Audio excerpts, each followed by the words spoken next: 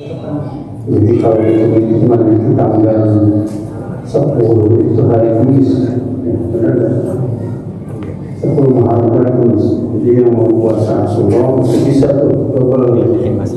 Puasa Kamis sekaligus puasa Asyura ya. Jadi gugur. Kalau memang mau ambil sehari sebelumnya Rabu boleh tanggal 9 ya, dan tanggal 11-nya juga boleh hari Jumat.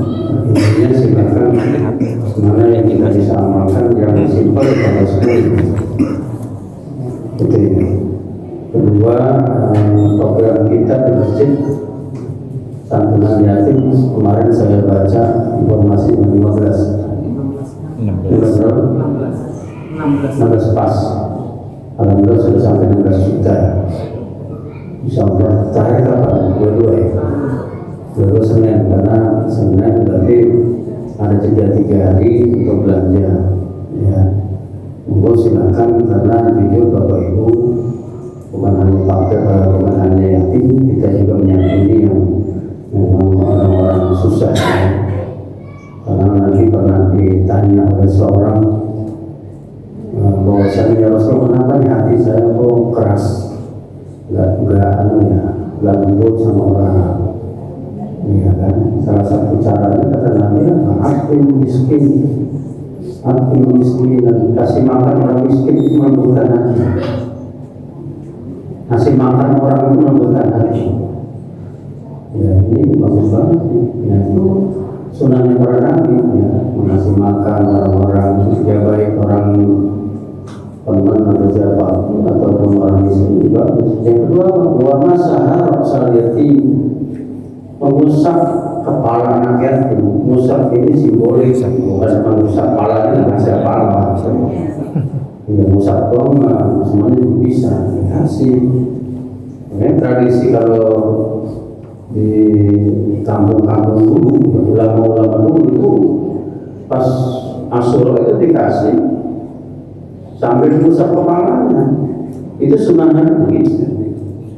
Itu bukan ide Pak Ustaz, itu Nabi mengusap kepala anak yatim ketika bersantun, itu membuatkan hati.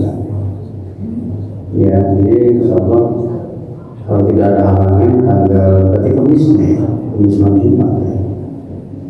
Atau Kamis siang, nah, cari waktu aja nanti. Kamis siang atau sore, biasanya kita sore. Biasa kita silakan nanti. Syukur-syukur kalau tahun ini meskipun kondisi ekonominya kurang baik, tapi sudah alhamdulillah dapat 16 juta luar biasa. Insyaallah kita selalu biasa senantiasa kita aturkan kepada baginda Rasulullah sallallahu alaihi wasallam istiqamah dan beribadah kepada Allah Subhanahu. Oke, kita lanjutkan tafsir ya. Ini ayat yang ke-74 ya. Satu ke-74 nih. Satu yang mulai bunyinya kembali. Ya, baik, kita mulai saja surat Al-An'am. Masih bicara surat Al-An'am. Di satu yang mulai bersyukur Bismillahirrahmanirrahim. Qul nad'u min dunillahi. Di satu ayat di satu. Qul nad'u min dunillahi ma la yanfa'una wa la yadurruna والمرد على أعقابنا بعد إذ هدانا الله كالذي استهوته الشياطين في الأرض حيران لو أشاءوا يدعونه إلى الهدى ائتنا قل إن هدى الله هو الهدى. Kita lihat hadis ayat ini, ayat ke-71 nyambung masih dengan yang kemarin, ya, bahwasanya nanti di hari kiamat orang-orang yang menjadikan agama itu permainan, yang menjadi bahan lelucon.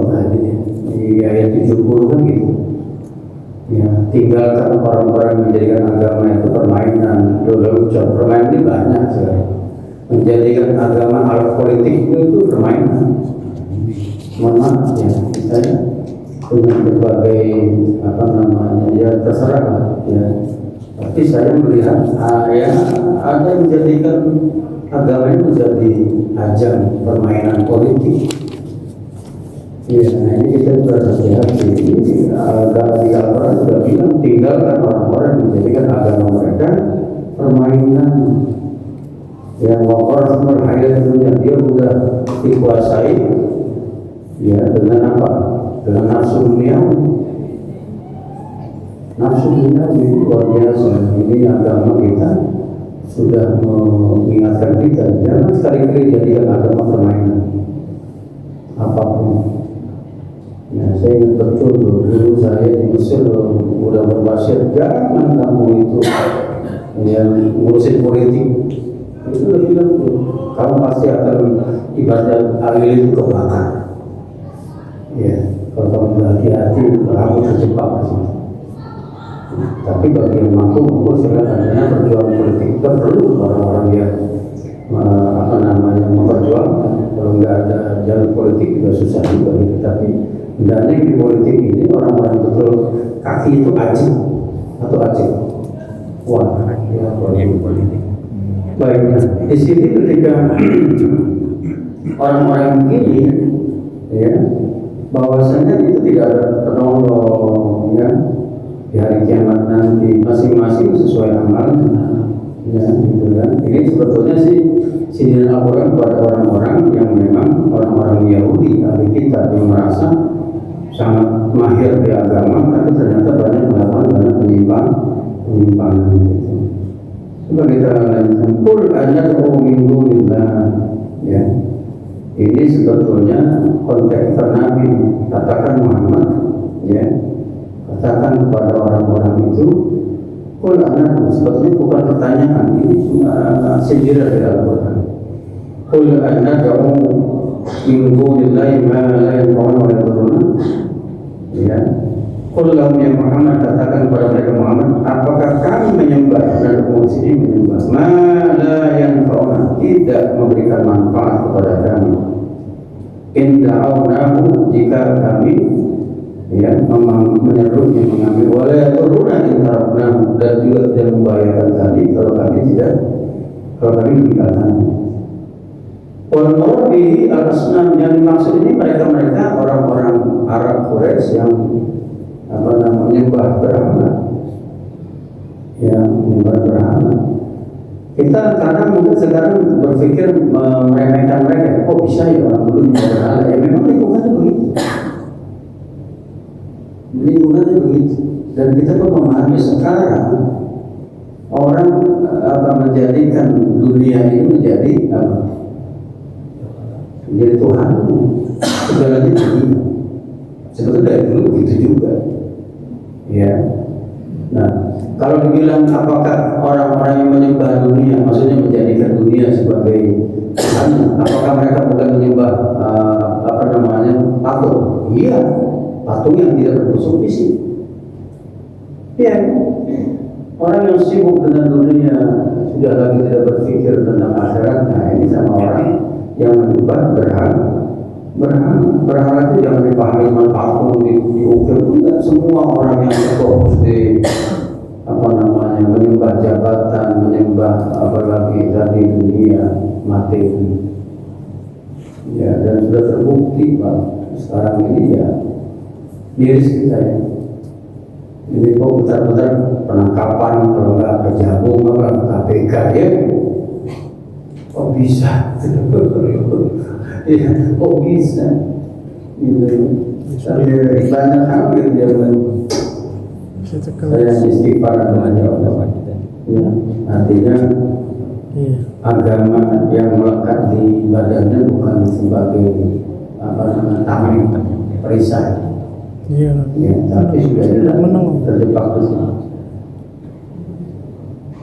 Wala yadurna wala turaddu ala aqabina, ya. Ya kan, wa yuraddu ala aqabina. Aina jika dolala ba'da huda, kalau kami ikut menyembah kalian patung-patung berhala, ya, kami akan dikembalikan kepada aqabina, ke masa lalu, apa masa jahiliyah, ya. Jadi makanya ini kami berdialog dengan mereka orang Arab Quraisy yang memang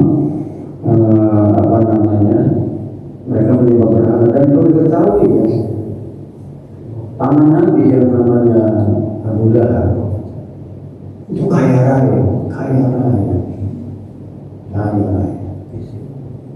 Ya, rumah dia sampai sekarang ada namanya kampung Abu Lahab masih ada di Mekah. Ya, kampung Abu Lahab. Ya, orang kabarnya kuburannya sekarang diziarahi orang, nggak ngerti diziarahi orang itu minta berkahnya atau untuk menjadikan pelajaran. Baunya minta ampun sudah berdasarkan beberapa pengalaman. Bau busuk. Ya, entah busuk karena ada bangkai di situ atau memang sudah begitu. Kaya raya. Nah di sini juga sejujurnya kan begini kalau kita logikanya, Nabi itu kan ponakan dia, ya, ponakannya dan dia cinta betul. Tapi ketika Nabi memanggil dia untuk masuk Islam, kan langsung keluar ini aja kan, kamu itu siapa? Kamu orang susah, saya orang kaya. Kamu ngomong apa? Nah itu kekayaan ini banyak menutup orang, makanya Islam ini perlu orang kaya atau orang kaya yang lurus. Muncullah Abdurrahman bin Auf, Utsman bin Affan, Abu Bakar. Perlu ada orang kaya. Kalau mau miskin semua ya kaya, karena dakwah juga perlu orang kaya untuk menandingi ini. Karena peperangan Nabi, 90%-nya didanai oleh orang-orang kaya. Iya kan? Supaya orang-orang yang masuk Islam ini tidak kembali menyembah berhala, karena kan godaannya luar biasa. Kamu balik sini ke Mekah, kami kembalikan uang kamu, kami kasih insentif, kami kasih, luar biasa. Oligarki. Godaannya luar biasa. Muncullah Abdurrahman bin Auf yang menjadi tameng Islam. Memang perlu ada begitu. Saya udah cerita ya, Abdurrahman mau miskin tapi nggak bisa jadi miskin. Dia borong semua kurma busuk gara-gara ini orang-orang muslim yang punya kebun kurma ini berjuang fisabilillah ya dalam peperangan Tabuk. Pulang perang busuk kurmanya nggak ada yang ngambilin, nggak laku dijual. Ya kalau begitu jangan sampai orang-orang ikut juga bisa bilang menyalahkan Nabi kan, gara-gara engkau nih kami nggak punya makan kan gitu. Busuk ini kurma Madinah ini. Makanya Abdurrahman bin Auf menyampaikan semua korma yang ada di Madinah yang busuk saya beli, saya dibeli dan saya beli aja. Ternyata kan ceritanya ada orang Yaman makan korma busuk semua dibeli 10 kali lipat harga normal. Gimana? Logika kita nggak jalan, nggak nyambung. Tapi begitu fakta. Ya. Ba'da in hadana Allah, kita nggak boleh kembali kepada kesesatan.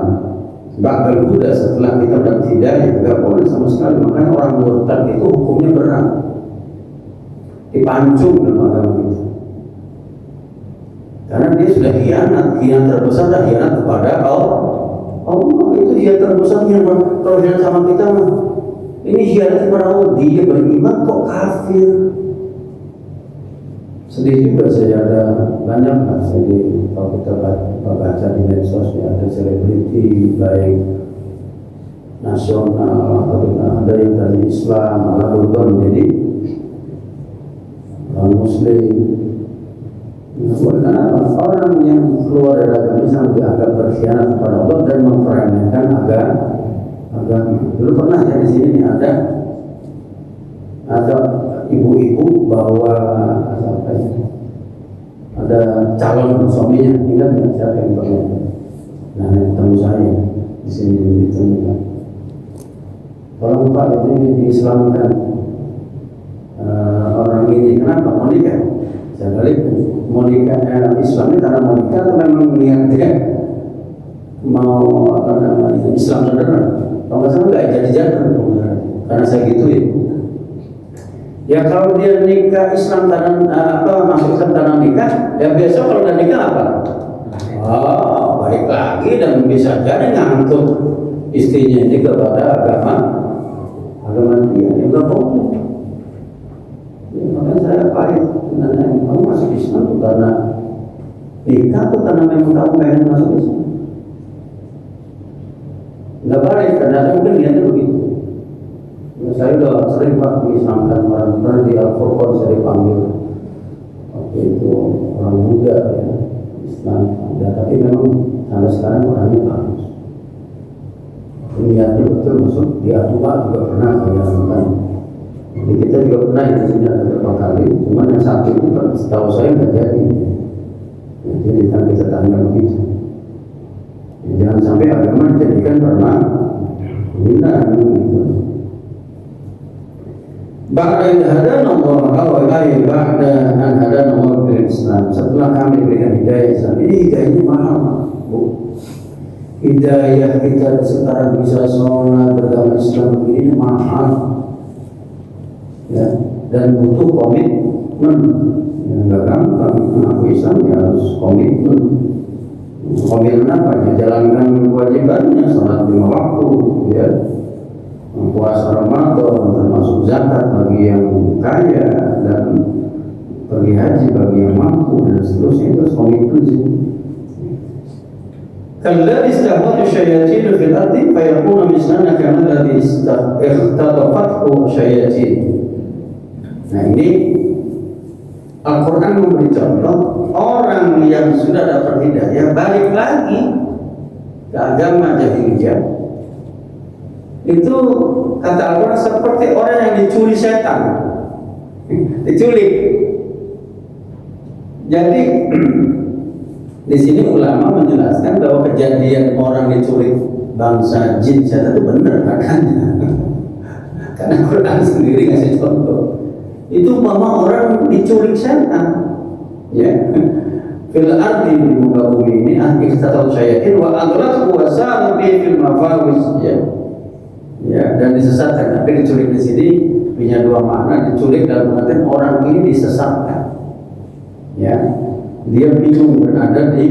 Jadi begini, Al-Quran memberi seperti orang yang diculik setan. Itu ibaratnya ada orang di satu saat dia itu mau jalan nih satu tujuan, tiba-tiba dia terbuka matanya kok kayak kemana gitu ya. Tapi kejadian banyak kejadian orang bawa mobil tiba-tiba di sawah, ya, tiba-tiba pernah dengar nggak cerita itu? Nah ini benar, Quran bilang begini, ada seperti orang begitu linglung kan, udah dia GPS gitu kan, tahu-tahu kok ke kebun gitu kan, yang salah siapa itu?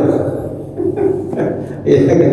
Tapi memang faktanya bahwa bangsa jin setan bisa membuat orang menculik orang bisa. Di sini Quran masih tahu. Diculik setan ditaruh di tempat tanah lapang, dia nggak ngerti tanah itu kemana dia arahnya. Seperti itu. Orang yang kehilangan hidayah begitu. Seperti orang diculik setan ditempatkan di tempat yang dia nggak ngerti. Ya. Fil mafawis wal mahalik fa'alqathu fi huwatin sahifah, ya, dan ternyata dia berada di tempat yang dia tidak kenal, tempat yang membahayakannya, bisa membinasakannya, ya. Hayrona ay mutahhir la yadri ayna jasad. Orang seperti ini enggak berarti hayrona itu apa? Bimbang, bingung. Tapi hayrona itu benar-benar bimbang ini kebangetan, enggak ngerti lagi, udah gelap. Pernah nggak ini pernah haji banyak? Pernah nggak melihat ada orang kesasar kayak orang linglung di tanah alam? Padahal mah mungkin antara tempat dia linglung sama tempat pondoknya nggak jauh, nggak ketemu. Ya, kita bilang apa sama dia? Oh kamu ini enggak, emang orang linglung yang linglung susah, nggak bisa gini. Belum ini muter-muter nggak ketemu. Oh saya sering banget petugas ini tanya. Ada tetangga orang tua naik kemana? Aduh Pak saya nggak tahu, jalan perasaan kayak dekat banget dari pondokan ke Masjidil Haram. Kok nggak ketemu? Nah, untungnya ada gelang gitu kan, kita lihat komputer berapa ini, mata berapa, ada itu bisa kita ambil. Orang yang tadi terjebak di satu tempat karena dia tadinya nggak menyangka menduga, linglung, hayrona itu bahasanya linglung. Hayrona linglung, nggak tahu kemana dia pergi. Ya, lau ashabun yar'una wa lahudatina ay ila tariqil wadi yaquluna tina bila yaqbal minhum fastajibu lahum. Ya, ada yang menyeru, ya, ada orang-orang menyerukan dia, yuk kita ke petunjuk. ya, petunjuk. Tetapi falayum balminhum, tapi tidak diterima oleh saji belum tidak dijawab. Jadi ada orang kalau sudah terjebak dalam kesesatan itu tidak mudah untuk bisa menjawab panggilan. Ya. Kita bisa datang ke masjid karena hati kita masih tergerak. Datang kita pengajian, datang kita salat berjamaah. Tapi ada orang yang memang terkunci, gak masuk lagi panggilan. Nah, kok bisa Zat? Iya, kalau kita semakin jauh, semakin jauh tidak pernah menjawab panggilan yang diserukan, baik itu melalui azan ataupun yang lain, kita nggak pernah lagi kita menginginkan untuk terus nyambung dengan rumah Allah ini agak susah, terhalang. Ya.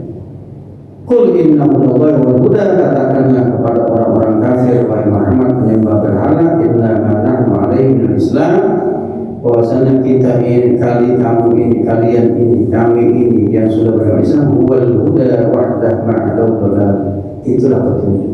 Islam ini petunjuk. Ya. Maka selain Islam itu sesat. Ini bagi kita. Maka selaku Muslim kita meyakini Islamlah yang paling benar. Ya. Dalam keyakinan ini selain Islam berarti tidak benar. Tapi ini jangan disampaikan ke orang yang beda agama dengan kita. Ini bahasa akidah ke kita. Kita harus yakin Islam ini yang terbaik, yang paling benar. Agama lain juga. Tapi dalam pergaulan sehari-hari tidak boleh kita sampaikan itu. Kenapa? Itu jadi masalah. Makanya ada bahasa akidah, ada bahasa muamalah. Bahasa muamalah ini harus kita pahami. Kita bergaul bukan sendiri dunia ini. Iya. Bahasa kita harus yakin kita. Tapi bahasa muamalah berbeda dengan bahasa akidah.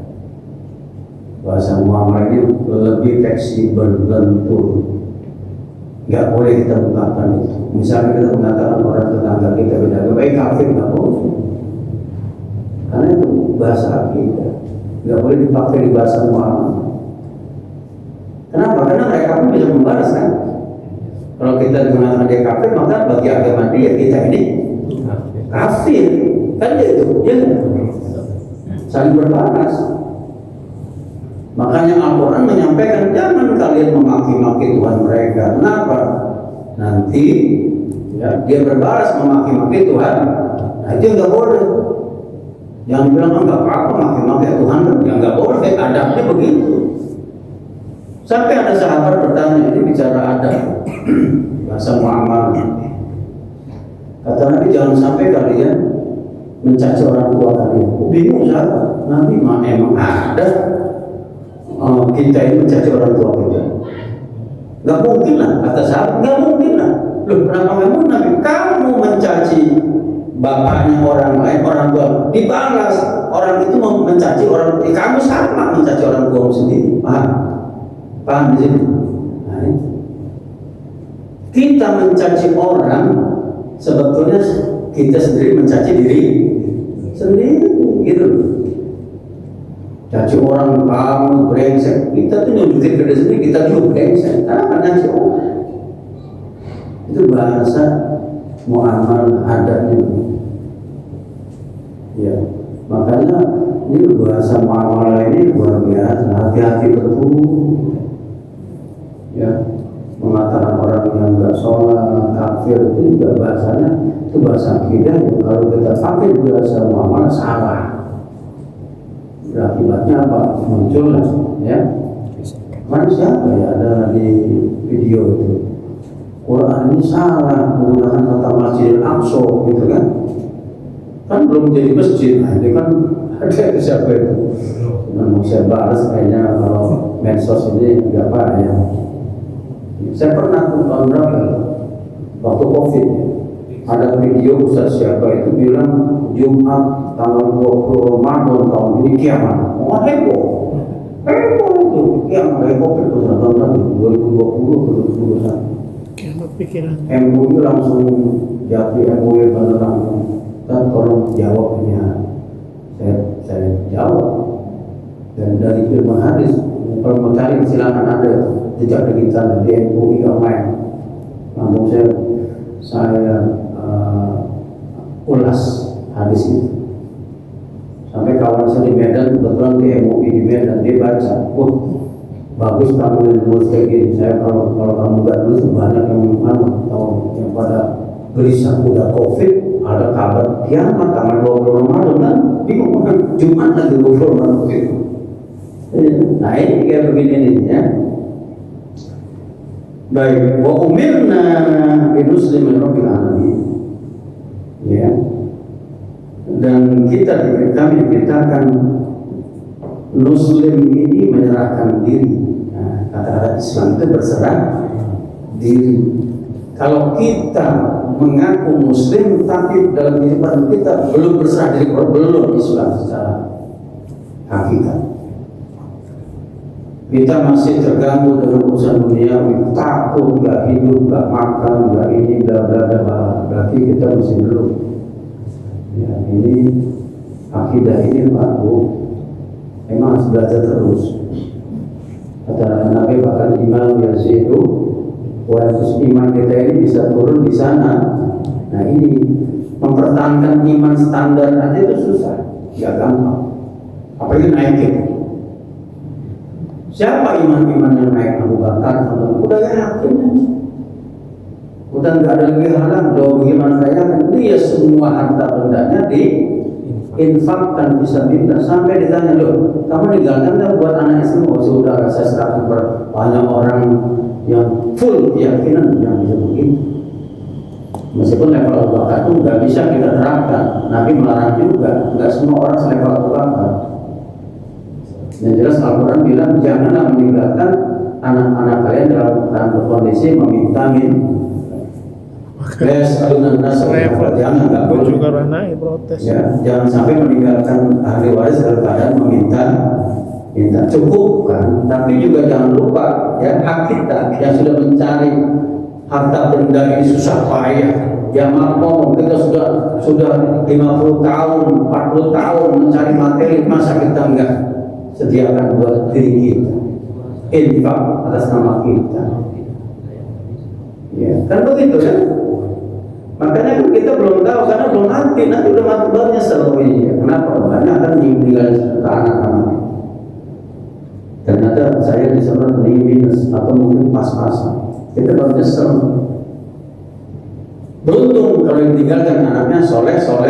Nah, ingat orang tua kalau soleh. Ya udahlah ini memang punya orang tua. Yuk kita sedekahkan, infakkan, ya buat orang tua. Umirna muslimin rabbil alamin, dan kami diperintahkan menyerahkan diri kepada Allah. Wa nukhlis lahul ibadah fil jami' umurina wa aqwalina, dan kami diperintahkan untuk ikhlas lahul ibadah, beribadah kepadanya fil jami' umurina, dalam setiap urusan kita ibadah. Wahwan dan kondisi kita. Jadi urusan dan kondisi ibadah. Jadi ini yang kita harus pahami bahwa ikhlas itu gimana sih? Saya mau tanya, pengertian ikhlas itu seperti apa? Ikhlas itu orang yang tidak lagi membutuhkan ibadah. Sebetulnya itu yang paling tinggi. Tidak membutuhkan ibadah, tidak membutuhkan pujian, tidak butuh balasan. Contoh terbaik ikhlas itu adalah orang tua ke anaknya. Benar? Kita ketika kita mengurusi anak dari awal, dari sejak dia kita ambil dari ibu yang ambil dari 0 bulan, dari 1 bulan sampai lahir, apa ada kepikiran dia itu hitung-hitungan sama tadi? Ada kepikiran hitung-hitungan? Saya yakin semua orang tua itu nggak ada hitung-hitungan. Sudah anak kami rawat sampai lahir, sudah mesti dirawat, diurus, sakit dia diurus sampai sembuh. Dia belum sekolah, kita sekolah, iya, sampai selesai. Karena orang tua kebanyakan begitu sekolah dan tidak minta ibadah. Itu ikhlas. Ya, ikhlas, dan ikhlas ini tidak cukup hanya tidak butuh, tetapi pasrah. Orang tua yang pasrah itu luar biasa. Pasrah apa? Anaknya mau gimana? Ya Allah yang saya cuma wasilahnya begini. Saya mau hanya menjalankan kewajiban orang tua, selebihnya kau yang sudah. Itu pasrah. Dan ibadah pun begitu. Kita ikhlas, tidak butuh imbalan. Makanya kata para ulama, yang paling tinggi ibadah itu apa? Mukhlisina lilllah, orang yang ikhlas. Apa? Tidak lagi menghitung-hitung pahala. Enggak. Meskipun boleh kan itu mana? Boleh, orang ajaran agama begitu. Barang siapa yang sedekah dapat 700 kali lipat kan gitu. Yang begini boleh. Tapi kalau orang levelnya tinggi, dia nggak lagi menghitung-hitung ibadah. Dan inilah yang dicintai Allah. Saya ambil contoh ilustrasi. Ada 2 pegawai. Kita punya pegawai, ya. Dan aturannya ada. Jam masuk jam 8, ya, kemudian istirahat jam 1, ya, jam 12 sampai jam 1, nanti selesai sampai jam 4 sore, 8 jam. Ya, yang satu ini komit begitu, jam 8 dia itu datang dan kerja ya sebagaimana biasa, nanti istirahat, terus dia ini ya istirahat dia mau diganggu kerja, terus dia ini pas selesai jam 4 pulang. Tapi yang nomor 2 datang sebelum waktunya udah datang. Jam 8 dia sebelum udah datang. Semenjak dia udah kerja, udah mulai ada yang diurusin. Terus pas lagi siang juga dia ya sepertinya istirahat. Terus kadang-kadang jam 4 sore dia masih belum pulang, masih di kantor. Ya, kira-kira kalau kita ditanya oleh orang yang punya pegawai ini, kira-kira kita cintai dia mana? Kita suka dia mana? Yang nomor 1, nomor 2. Saya mau tanya, yang kita suka ini, betul-betul kita suka ini nomor 1 atau nomor 2? Pasti nomor 2 tuh. Nah itulah Allah pada kita begitu. Kalau kita itu tidak berhitung, masalah pahala, Allah suka banget. Wah kamu ini enggak. Ya, betul ada kewajiban 5 waktu itu, sholat subuh ya sampai sholat isya itu kan yang wajib itu. Ibarat orang kerja itu jam 8 baru pulang ya, tapi dia mesti mau sholat sunnah, qobliyah, ba'diyah, mesti mau juga sholat duha, ya kan? Mesti mau juga sholat apa lagi?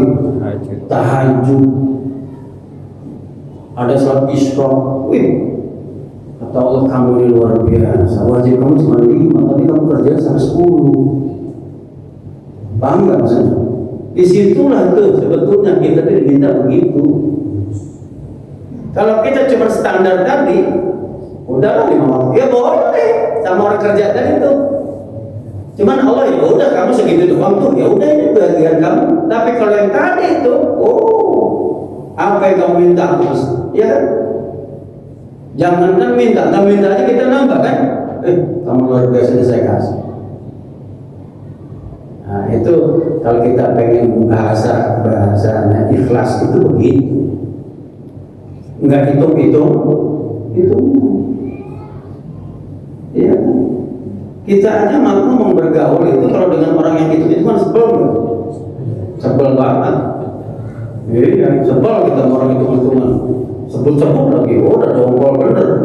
Kalau ngasih sekali sebutnya sampai 10 kali. Iya, diomong mana-mana lagi. Iya kan? Nah, kita padahal tujuan ikhlas itu begitu. Dalam ibadah pun begitu. Iya kan? Iya kan? Jadi wa hadza tamsilun liman dhalla lil huda wa huwa yud'a ila al-islam fala yujibu qawla Ibnu Abbas hadza mathalun dharabahu Allah lil alihah wa man yad'u ilaiha wal du'at alladziina yad'una ila Allah.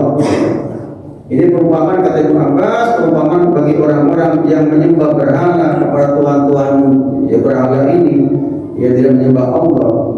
Ya, sedangkan Nabi bilang kami diperintahkan untuk menyerahkan diri kepada Allah, bukan kepada berhala-berhala, termasuk orang-orang yang di sini disampaikan orang-orang menyerukan kepada Islam, ya, diserukan kepada Islam tetapi tidak menjawab, ya kan? Makanya dikata Ibnu Abbas, kama seperti perumpamaan seorang dollar anitorik yang tersesat di jalan taihan dolar udah linglung idnadahu munadiyan fulan bin fulan alluma ila tariq wal ashab min umar ila fiya fulan alluma ila at-tariq fa inni tabadda'i awal intalaq bi hatta yalqiya fil halaka. Dalam kondisi orang linglung itu banyak ajaran, yuk sini ya, makanya di sini diperlukan ikhlas gitu supaya kita ini pegang mana kita pegang ya gitu ya. Jadi intinya wa aqimus sholata wa taqu ya, baik wa umirna li iqamati shalah. Kami sendiri ini orang-orang Islam, katakanlah Muhammad kepada mereka, kami diperintahkan mendirikan sholat wa taqu dan bertakwa kepada Allah fi jami' ahwal ya, dalam setiap kondisi ini takwa luar biasa ya. Walladzi ilaihi tuhsyarun, dan kepadanya lah kita akan dikumpulkan di hari kiamat kembali kepada Allah. Apa maksudnya dikembalikan? Fa yujazi kullu amin bi amali, maka setiap orang akan dibalas dengan amal apa? Sesuai dengan amal. Orang baik dibalas dengan kebaikan, orang buruk dibalas dengan keburukan. Itu ya, setelah disampaikan di sini, ini sebetulnya untuk menguatkan keimanan orang-orang beriman, ya kan? Walladzi khalaqas samawati wal arda bil haqq, ya, dan dialah Allah yang menciptakan langit-langit dan bumi. Selalu kata-kata langit-langit disebutkan dengan kata jama itu plural. Ini menandakan para ulama bilang langit ini sangat luas. Kemampuan manusia mendeteksi luasan langit sampai sekarang belum ada.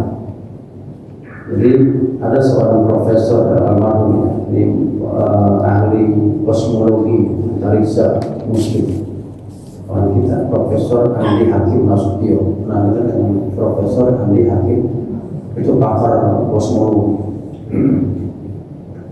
Menurut bacaan beliau, galaksi kita ini bumi ini salah satu aja, tapi di luar sana itu banyak galaksi serupa. Tapi bumi yang ditempati kita, yang ditempati yang dimaksud cuma satu, ini bumi ini. Artinya di luar sana ada nggak bumi? Nggak ada. Kalau menurut pendapat bumi ini yang model kayak ini ya bumi. Itulah yang disebutnya tadi bahwasanya dakwahnya Allah, para rasul dan umat manusia jadi bumi. Bukan berarti di tempat lain nggak ada makhluk. Nah, makhluk yang di tempat lain di luar galaksi lain itu berbeda. Ya, itu penjelasan begitu luasnya. Langit tidak ada yang bisa menjelaskan berapa. Makanya ada bahasa kita langit pertama, kedua sampai ke 7 lapis. Kata-kata 7 dalam bahasa Arab orang dulu itu tertinggi secara satuan. Paling tinggi 1000 kan gitu. Makanya bahasa Quran itu ribuan, nggak ada jutaan, ada miliun, nggak ada. Yang ada itu 1000 dalam 7. 8 ada, tapi jangan disebut. Sama niat buat surga neraka itu ada 8 pintu kan gitu. Iya kan? Itu ungkapan angka-angka itu juga menandakan bahwa 7 ini paling tinggi. 7 lapis langit berarti menandakan betapa luasnya langit. Bahkan bumi juga disampaikan 7 lapis bumi. Ya sampai sekarang belum ada ya. Keraknya bumi itu di mana? Berapa meter? Kita cuma merasa kaget ketika terjadi banjir lumpur lapindo ya. Oh, sekian ribu kilometer. Ya, dalam bumi Allah menciptakan langit dan bumi bil haq, benar, kita harus yakin. Ya. Wa man fihima, di dalamnya Allah ciptakan langit bumi itu ada makhluknya, ya, baik itu manusia dan yang lainnya. Ya, khalaqahuma bil haqq wa lam yakhluq batil wa amal. Allah ciptakan semua makhluk di dunia ini, di bumi ini, maupun di langit-langit dengan hak, tidak ada yang sifatnya sia-sia, tidak ada. Apapun makhluk ada manfaatnya. Ya. Yauma yaqulu fayakun ya, ay ittaqu wattaqu iqabahu wa syada'id. Yauma yaqulu kun fayakun, qala ayat. Takutlah kalian juga kepada Allah nanti ketika waktu Allah mengucapkan kun fayakun qala wahai berkata wa tamsirun li ikhraj syai'in min al-adam ila wujud wa sur'ati la an sama syai'an yu'mar bihi. Ini kita harus tahu Allah ini tidak butuh proses. Betul tidak butuh proses. Hanya mengatakan kun fayakun, kun jadilah jadi. Meskipun sunatullahnya Allah berikan ada proses sunatullahnya gitu. Takutlah kita dengan kekuasaan Allah yang begitu besar, ya, bahwasanya Allah akan sangat mungkin tadi menentukan yang cukup mengatakan kun baik qaulul haq wal mulk ayat qaulul sidq wal baqi. Firman Allah kun jadilah itu benar, jangan kita ragukan. La mahalata wal mulku yaumil qiyamah. Dan ingatlah yang berkuasa nanti di hari kiamat, Allah sendiri yang disebut dengan Malik Yaumiddin, ya, Maha Diraja nanti di hari pembalasan. Adil itu di mana pembalasan? Kita beragama karena kita diajarkan masalah pembalasan. Orang yang berbuat baik dibalas kebaikan, orang yang berbuat jahat dibalas kejahatan. Begitu. Agama itu menjelaskan itu, pahala dan dosa betul, ya, karena intinya, ya, walau mulku yauma yunfakhu fis-sur, dialah yang memiliki, ya, kerajaan pada hari kiamat. Yauma yunfakhu fis-sur, yauma yunfakhu Israfil, ketika malaikat Israfil meniup sangkakala, ya, yang kedua, wa hiya nafhatul ihya. Ya, ada yang mengatakan 3 kali meniup, ya, ada yang mengatakan 2 kali, ya. Jadi ada yang mengatakan 3 kali. Pertama itu terjadi bencana. Jadi Israfil itu nggak boleh salah niup dan waktunya ada. Ya, kalau niup sembarangan niup bahaya. Dan malaikat nggak ada pikun, pasti benar. Kalau malaikat kayak manusia bahaya, kan belum waktunya disuruh dan niup duluan, benar. Ya, kan? Dia pertama apa? Akan terjadi kolaps sistem, ya, rusak. Matahari terbit dari kiri, terbitnya sebelah barat. Ternyata saya baca, ya, ada seorang ahli kosmologi di Rusia. Dia Muslim akhirnya. Kenapa? Dia lihat ternyata matahari terbit ini mengalami inklinasi setiap sekian puluh tahun, itu berubah posisinya. Dan dia berhitung setelah sekian ratus tahun itu posisi terbit matahari sebelah barat. Ini teorinya dia nih. Nanti coba browsing. Saya pernah baca. Orang ini akhirnya dia udah bisa menghitung. Kiamat kalau memang Islam bilang kalau terbit matahari sebelah barat, tanda mau dia. Wah, itu udah hitung dia sekian itu. Wah, ini kejadian terbit matahari barat sekian ratus tahun setelah. Nah itu sampai segitu. Jadi bukan tiba-tiba dirubah, maksud ada prosesnya. Makanya terjadilah sekarang anomali cuaca. Yang musim kemarau ternyata hujan. Muncullah istilah El Nino. Itu kan sebetulnya udah mulai terjadi. Tapi perubahan-perubahan yang kita nggak sadar. Ini kalau ilmiahnya, ya. Kan sekarang ngomong kita banyak musibah karena gundul hutan. Oke. Sampai sekarang ada perdagangan karbon, ngerti nggak? Perdagangan karbon. Orang bukan ngejual lagi kayu, enggak, tapi karbon dijual. Bahkan proyek ini ada di yang Gajah itu mana? Proyek Ambas itu ada. Proyek Ambas sudah mau di proyek masuk jual di karbon. Belinya sama negara-negara yang mana? Iya kan? Menanam segitu banyak, menghasilkan oksigen, mengurangi karbon, itu bisa jual kan? Perdagangan karbon itu keberapa masuk perdagangan karbon ini? Oh, gede juga ya, modalnya gede juga, gitu kan? Nah, ketika ditiup pertama hancur ini, yang tiup kedua ini barulah bangkit, dibangkitkan, ya.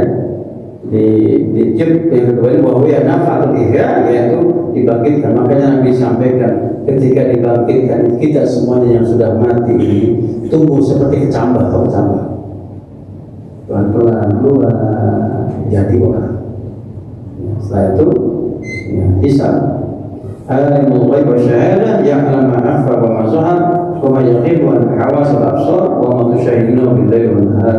Dialah yang paling tahu tentang yang gaib dan alam nyata. Yang gaib apa yang kalian enggak tahu? Manusia ini sampai sekarang lebih banyak enggak tahunya dibandingkan tahu.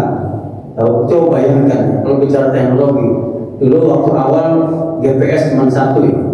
Awal G, 1G itu naik 2G, sampai 2G apa lagi? 3G, sekarang udah berapa? 5G. Cuma kalau sekarang ini kayaknya sempat.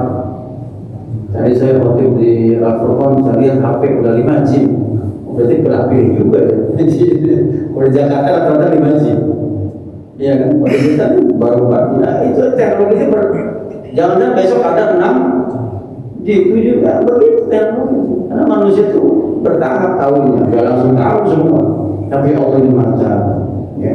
Wasyahadah dan Allah juga tahu alam-alam nyata ini, termasuk kalian saksikan malam dan siang. Wa huwal hakimul khabir, dan Allah yang maha bijaksana dalam semua ketetapannya ya. Ketetapan Allah ini bijaksana, perbuatannya bijaksana. Al-khabir bisyu'uni ibad, yang maha tahu tentang urusan hamba. Nah dari ayat-ayat ini ya kita bisa mengambil kesimpulan bahwasanya ya mempertahankan hidayah itu sangat krusial bagi kita ya. Pertahankan, bahkan disebut dengan mempertahankan iman sampai mati, itu kewajiban kita. Jangan sampai iman ini tergadai terjual sehingga berubah yang tadi beriman kita tidak menjadi beriman, dan ini terjadi ya banyak ya. Jadi saya ambil contoh yang mempertahankan keimanan kuat ini yang sekarang ini yang relevan itu negara Iran ya. Iran itu kan terbangun mentalnya kenapa? Karena agama. Terlepas dia Syiah yang dibangun dengan doktrin agama. Jadi ini kan udah jelas dari mana perjanjian yang menang. Kalau kita hitung politik ya, yang memenangkan pertarungan siapa? Ya, jujur aja. Karena ya Amerika nggak mau mukanya malu di setting dulu perjanjian damai, udah kalah gitu. Artinya apa? Kalau negara, saya udah memprediksi ini besok nih, kalau dana apa namanya instruktur apa membangun kembali konstruksi dibayar sekian ribu triliun, wah luar biasa. Kesaksian orang-orang yang ke Iran itu diembargo sekian puluh tahun masih hebat, masih bisa membangun jaringan internet lokal. Itu mereka itu meskipun di luar diputus jalan perbankan di dalam nggak masalah karena dia punya sistem lokal. Itu cuman jangan nyampe keluar. Kalau kita kan diputus di Telkomsel, aja apa yang terjadi? Gelap kita, jangankan diputus dalam konteks nasional, mati lampu aja juga bingung kita kan. Yang tadinya 4G jadi berapa? 2G udah mulai lemot gitu kan. Ya karena servernya udah terganggu. Dan saya yakin kalau besok ini terjadi seperti tadi dana rekonstruksi bahkan uang namanya Iran dibalikinnya yang dibebankan itu, oh dia super power ke yang berikutnya setelah Cina, coba jadi. Dan menjadi model bahwasanya agama yang dibangun dengan agama yang benar, dengan akidah yang benar begitu. Nggak takut, bayangan saya geleng-geleng bukan hanya saya kan, coba yang digempur sebegitu hebat mentalnya ya.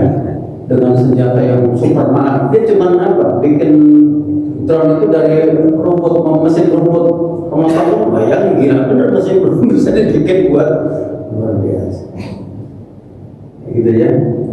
Saya kira ini, dan yang terakhir adalah bedakan bahasa akidah dengan bahasa mu'ah. Kapan kita mengatakan bahasa akidah, kapan kita mengatakan bahasa mu'ah. Maka ada lagi yang menanya, belum tertutup, ada yang menanya enggak? Kalau nggak ada cukup, kita nggak bisa. Udah. Bentar lagi. Udah berapa? 7:11. Baik. Sekali lagi saya sampaikan, mohon masing-masing kita support kegiatan masjid ini. Nanti yatim, mudah-mudahan bisa mendapatkan target lebih banyak supaya kita bantu, kita membantu. Ya, ayo mari kita berbuat sebelum ajal datang menjemput kita. Ya, kalau sudah mati selesai. Mari sama-sama dalam berdoa, kita bisa istiqomah dalam ibadah dan mengamalkan ajaran sampaikan oleh Baginda Rasulullah. Astagfirullahaladzim, astagfirullahaladzim, astagfirullahaladzim, astagfirullahaladzim. وعلى رزقنا والحمد لله وانفعنا بما علمتنا وعلمنا ما ينفعنا وارزقنا علما تنفعنا في الاخره اللهم انا سمعنا بأمر شفاء من بداية الصوم اللهم انا نعوذ بك من لا ينفع فضل لا ينسون في لا تشفى من نضيف ومن دعوة ليس بالآمين ربنا آتنا حسنة وفي الآخرة حسنة وقنا عذاب فيها حسنة وقنا سلام وآخرة الحمد لله آمين. Kurang lebih, wassalamualaikum warahmatullahi wabarakatuh.